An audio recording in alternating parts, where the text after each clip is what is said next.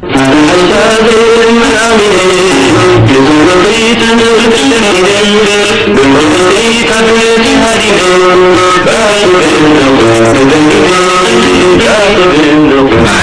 pure, non ho più nulla da dirti, non dovevo crederti e tu mi hai tradito.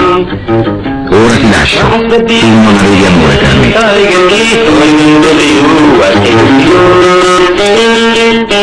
Non è un canto d'amore, quello intonato dai due più famosi cantastorie della Smara, Qualdè Redà e Ghirmai Kidamè. È un canto di protesta politico, ma la protesta velata è mascherata in frasi che sembrano pronunciate da un innamorato tradito. La canzone è un sintomo di inquietudine, la stessa inquietudine che oggi accomuna l'Eritrea a molti paesi del continente africano.